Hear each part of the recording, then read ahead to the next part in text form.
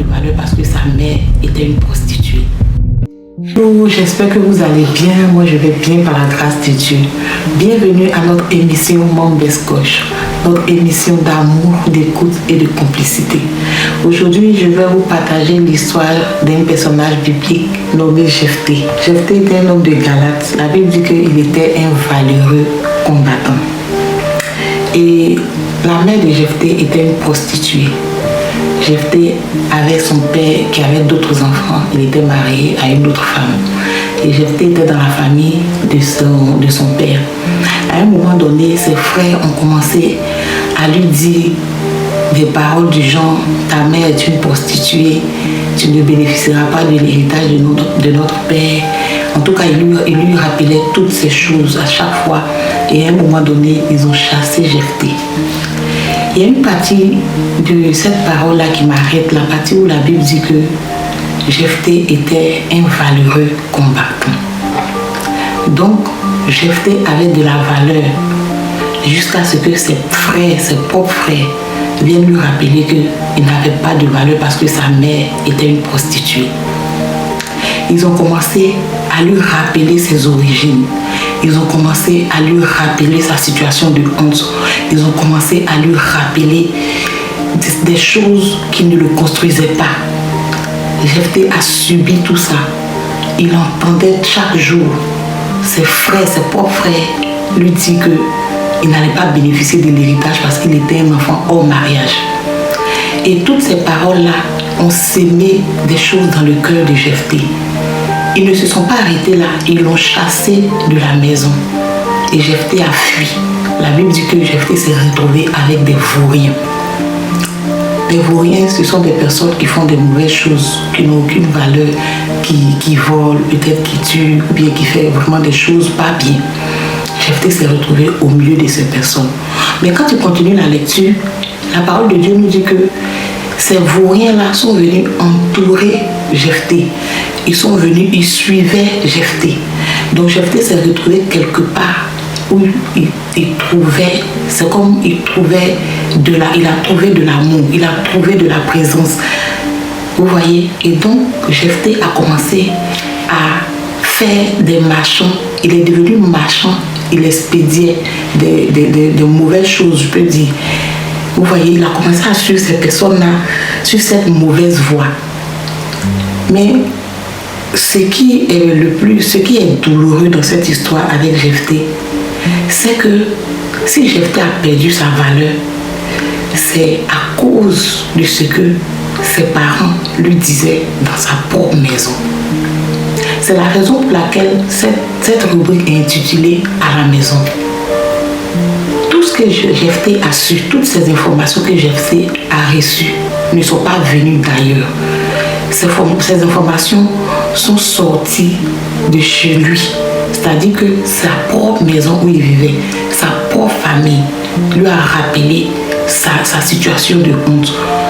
Cette famille-là qui était censée le protéger, cette famille-là qui était censée l'aimer, cette famille-là qui était censée le comprendre, ont décidé de faire de cette faiblesse-là, de faire de cette situation-là des injures.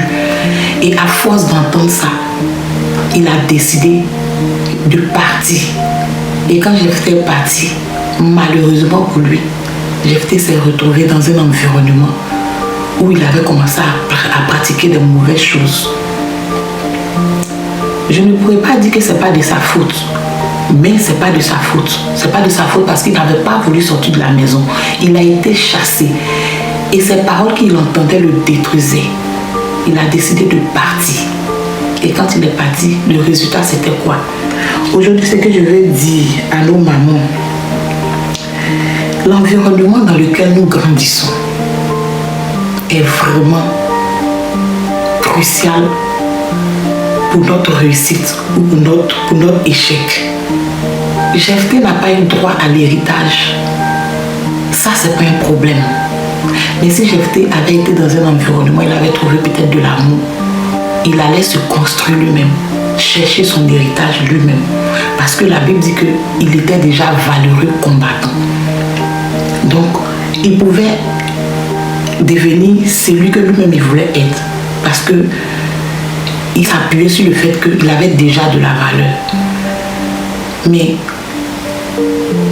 à force d'entendre, tu n'es pas bon, tu n'es pas comme ça, tu n'es pas comme ça venant de tes propres parents, ça finit par s'imprimer sur ton âme, ça finit par te fabriquer. Et c'est ce que Jephté a vécu. Les conséquences de ce qu'il a vécu, c'est qu'il s'est enfui. Nos enfants qui se retrouvent dans les rues, je n'accuse aucun parent. Mais il y a des situations vraiment qui poussent les enfants à se retrouver dehors. Aujourd'hui, quand on dit enfant de la rue, mais l'enfant n'est pas né dans la rue, il est né dans une maison. Qu'est-ce qui s'est passé dans cette maison-là pour que cet enfant-là se retrouve dans la rue?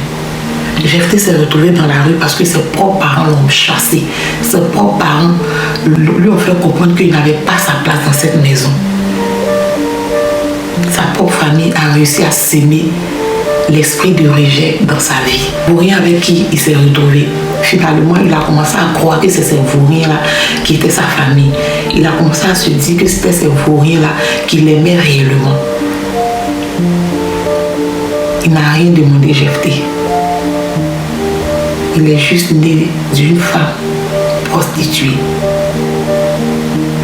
Et cette étiquette-là est devenue, c'est-à-dire sa vie à lui.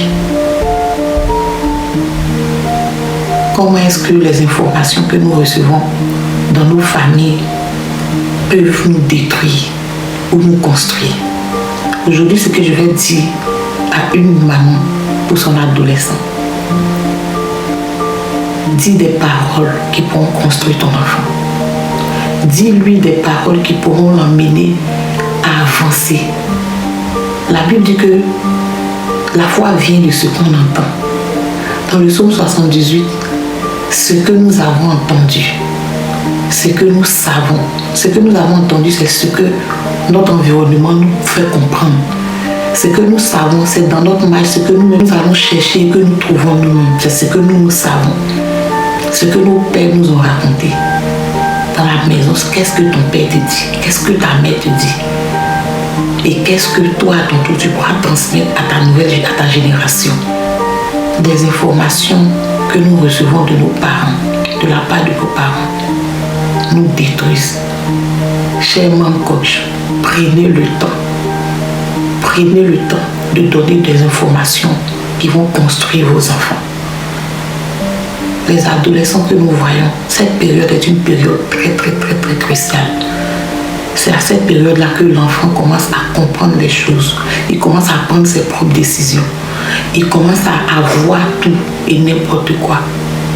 Mais quand il arrive à la maison, s'il trouve une information qui le construit, qui le motive, c'est sûr que ce qu'il apprendra dehors ne fera pas plus d'effet que ce qu'il entend dans la maison. C'est le cas de Jephté. Ce qu'il a entendu à la maison l'a carrément détruit et il s'est retrouvé dehors. Commencez comme moi, j'ai vécu la même chose. Je vous encourage à être des meilleurs coachs pour nos enfants. Soyez bénis et je vous attends à notre prochaine rubrique. Shalom à vous. Laissez guérir sa maison intérieure, changer la destinée d'une génération. Mom Best Coach souhaite accompagner les mamans à bâtir un héritage émotionnel et spirituel sain. Alors abonne-toi, partage et commente. À samedi prochain.